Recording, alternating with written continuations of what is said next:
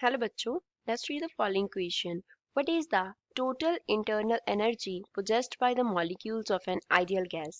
एक ideal gas की molecules की टोटल इंटरनल एनर्जी कितनी होती है हमें वो बताना है. First of all we will talk about the key concept used in the question. इस क्वेश्चन में क्या की कॉन्सेप्ट यूज हो रहा है.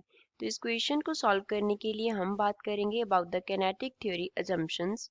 किनेटिक थ्योरी ऑफ गैसेस जो है उसकी अजम्पशंस के बारे में बात करेंगे. अब हमें इंटरनल एनर्जी के बारे में बात करनी है तो सिर्फ एक अजम्पशन का बात करेंगे. क्या अजम्पशन? कि जो अट्रैक्शन है, अट्रैक्शन वो नहीं होती आइडियल गैस मॉलिक्यूल्स के between. Attraction is zero for ideal gas molecules. Ideal gas molecules के लिए जो अट्रैक्शन है वो जीरो होती है. अब क्वेश्चन सॉल्व कर. क्वेश्चन में पूछा गया है इंटरनल एनर्जी कितनी है. तो internal energy of an ideal gas, इसको मान लो हमने U से डिनोट किया तो U क्या होगा? सम ऑफ पोटेंशियल एनर्जी, जितनी उनके इनसाइड जो है पोटेंशियल एनर्जी होगी, एंड कैनेटिक एनर्जी. किसका सम होगा? Potential energy and kinetic energy का. kinetic energy of ideal gas molecules. अब जो पोटेंशियल एनर्जी है वो आइडियल गैस के लिए जीरो होगा. आइडियल गैस के लिए पोटेंशियल एनर्जी कितना होता है? जीरो. इसका रीजन क्या है? क्योंकि इनके बिटवीन जो अट्रैक्शन है वो जीरो होता है. अगर आइडियल गैस मॉलिक्यूल के बिटवीन कोई भी अट्रैक्शन प्रेजेंट नहीं है तो उसकी वजह से, क्योंकि पोटेंशियल एनर्जी किसकी वजह से आएगी? Potential energy is due to attraction. तो अगर अट्रैक्शन ही नहीं है तो आइडियल गैस में पोटेंशियल एनर्जी कितना होगा? जीरो. अब बात करते हैं किनेटिक एनर्जी की.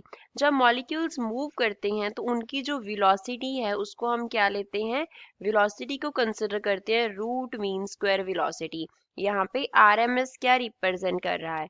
आरएमएस का मीन्स है root mean square velocity. RMS represent करता है रूट मीन स्क्वायर वेलोसिटी को. तो जो किनेटिक एनर्जी है वो क्या होगा? 1/2 m into V root mean square होगा. तो जो इंटरनल एनर्जी है गैस मॉलिक्यूल्स का for ideal gas molecules, internal energy किसके इक्वल आ गया? It is equals to 1/2 m V root mean square आ गया. अब फर्दर अगर हम वी रूट मीन स्क्वायर की बात करें तो वो हमारे पास क्या होता है? रूट टी के इक्वल होता है. यहाँ पे टी जो है वो रिप्रेजेंट करता है टेम्परेचर को. T here is temperature. ये इसकी इक्वल नहीं, इसके प्रोपोर्शनल होता है. तो अब काइनेटिक एनर्जी में क्या है हमारे पास? वी रूट मीन्स का क्या आ रहा है? रूट मीन स्क्वायर वेलोसिटी का स्क्वायर आ रहा है. तो टेम्परेचर का स्क्वायर रूट कैंसिल हो जाएगा. So we can write U is directly proportional to T because 1/2 m ये दोनों क्या होंगे? कांस्टेंट होंगे. तो ओनली वेरिएबल कौन सा होगा? टेम्परेचर होगा. So internal energy ideal gas molecules की टेम्परेचर पे डिपेंड करती है. Internal energy of ideal gas molecules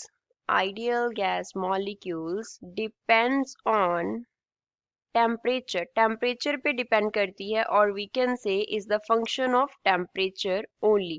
और हम कैसे लिख सकते हैं? internal energy is equals to function of temperature. यहाँ पे F जो है वो रिप्रेजेंट करता है कि हम फंक्शन की बात कर रहे हैं, किस पे डिपेंड करती है. So this is the final answer for the given question. I hope you understood well. Thanks.